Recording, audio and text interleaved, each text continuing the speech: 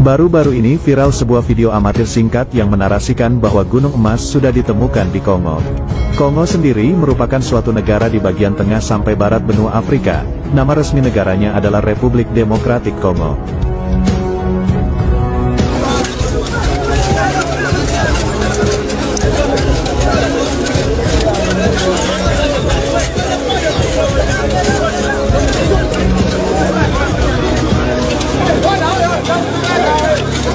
Kaum muslimin, di sini juga kita menyaksikan apa dikatakan Rasulullah Sallallahu Alaihi Wasallam, Efrat mengering di negeri Irak. Apabila dia mengering, akan ketemu nanti gunung emas, kata Rasulullah. Tidak akan terjadi kiamat sampai sungai Efrat mengering terlebih dahulu. Sejak 2014, bulan Maret 2014, apa yang dikatakan oleh NASA Amerika di New York Times pada tanggal 12 Februari 2013 jadi kenyataan bahwa sungai Efrat mengering di 2014. Sampai hari ini sungai Efrat sudah tidak lagi berair sedikit pun. Ternyata New York Times sudah mengumumkan di 2013 tanggal 12 Februari bahwa sungai Efrat menurut NASA sudah susut airnya, mengurang airnya 60%. Kata mereka 2014 sungai Efrat kering total. Kering sudah sekarang 100%. Sungai terbesar di Timur Tengah itu ada 3, Nil, Tigris, dan Efrat. Dan Efrat itu induknya atau sumber kepalanya adalah di Turki, lehernya di Syria, bodinya di Irak, ekornya di Iran. Sungai ini sekarang sudah tidak bisa lagi dinikmati oleh umat manusia di negeri Irak. Kaum muslimin yang kami muliakan, Masya Allah. Dan apa yang dikatakan oleh George Bush membuktikan hadis Nabi. Nabi mengatakan tidak akan terjadi kiamat sampai mengering terlebih dahulu sungai Efrat. Keringnya sungai Efrat akan menyebabkan munculnya atau ditemukannya gunungan emas yang ada di negeri Irak, yang menjadikan kaum lelaki di muka bumi ini akan berlomba-lomba ke sana untuk memperebutkan gunung emas tersebut, dan mereka berperang. Dalam setiap 100 orang yang berperang akan terbunuh 99, satu yang tersisa hidup dari 100 orang. Setiap mereka berkata, semoga satu orang yang bertahan hidup itu sayalah orangnya.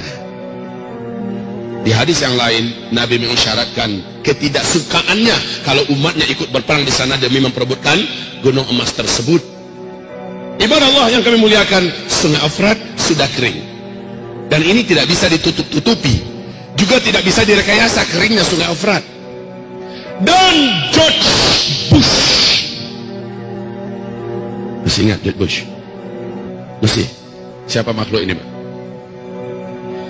Presiden Amerika Serikat sebelum diganti oleh Barack Obama berpidato dengan penuh semangat di depan gedung putihnya dan berkata, satelit kita telah menangkap potensi emas yang sangat besar di negeri Irak. Amerika Serikat selaku polisi dunia akan memastikan emas tersebut aman dari tangan-tangan para penjahat-penjahat yang tidak bertanggung jawab. Setahu kita yang penjahat itu siapa? Kaum muslimin, subhanallah, hadis Nabi sudah jadi kenyataan. Kalau nggak sekarang, zamannya kapan lagi? Saya bertanya, kalau nggak sekarang, zamannya kapan pernah sungai Efrat kering total seperti sekarang? Dan sudah berapa tahun? Sejak 2014 loh. Sudah berapa tahun? Kalau keringnya cuma sebulan 2 bulan, bisa jadi dia mengalir lagi. Nah ini sampai sekarang kering. Dan ada yang unik. Kenapa bulan Maret, bulan April 2014 135.000 pasukan darat Amerika Serikat yang berserakan di seluruh negara-negara Teluk tidak jadi ditarik oleh Barack Obama ke Amerika, padahal membiayai mereka sudah tidak sanggup lagi Amerika, tapi tetap dipertahankan di Timur Tengah. Kenapa setelah Donald Trump naik, kenapa Amerika hari ini dengan keadaan kondisi ekonomi yang sangat parah menambah budget militer dan budget perang mereka? Ya, dan ini menjadikan mereka negara yang terparah lilitan utangnya. Nah kaum muslimin, kenapa di zaman Donald Trump memperbanyak memasukkan tentara hari ini ke Irak? Ditambah lagi dari 5.000, 10.000, 20.000 terus ditambah. Bapak tahu rahasianya? Benar kata Rasulullah, ketika sungai Efrat mengering akan ditemukan gunung emas. Laki-laki yang ada di muka bumi dari berbagai negara berdatangan membawa senjata-senjata mereka ke sana. Perang besar akan terjadi memperebutkan gunung emas itu. Sedangkan Freeport kita saja, emas Freeport kita saja sudah akan menjadikan 2 negara besar ini, Amerika dan China, siap saling pesta perang, dan itu di tanah air kita. Negeri kita jadi tempat perang. Nah itu hanya Freeport. Bagaimana dengan gunung emas yang ada di Irak? seluruh dunia kan, dan nanti kamu akan terbelah menjadi dua belahan besar di akhir zaman, kata Nabi. Blok timur, blok barat. Kamu akan berdamai dengan blok barat, diajak damai oleh mereka. Lalu kamu menyatukan kekuatan dengan blok barat, kamu akan berperang memerangi musuh bersama di blok timur. Allah akan kalahkan mereka di tangan kamu, kata Rasulullah sallallahu alaihi wasallam. Lalu barat ketika itu berkata di Syria, di Damaskus, sambil mengibar-ibarkan benderanya, kemenangan ini adalah kemenangan kaum salib. Padahal mereka kolaborasi dengan dunia Islam, tapi mereka mengumumkan kemenangan adalah kemenangan salib. Maka terjadilah perang antara kalian dengan barat, dan Allah menangkan kalian. Perang itu dikenal oleh dunia barat dengan sebutan di kitab Taurat, di kitab Injil dengan perang Armageddon. Kalau dalam hadis disebut dengan Malhamah Al-Kubra, dan itu terjadinya nanti di Syam, tepatnya di Syria, Ghutah, A'maq, dan Dabiq. Kaum muslimin yang kami muliakan, hari ini kita melihat arah dunia menuju ke situ. Arah dunia sekarang sedang menuju kepada perpecahan dan peperangan besar.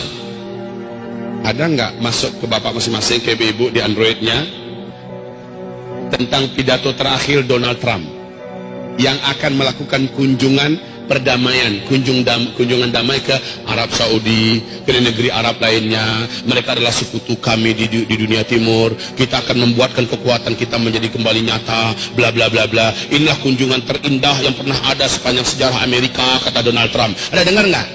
Ada dengar nggak? Padahal sebelum dia naik, apa ancamannya dengan dunia Islam?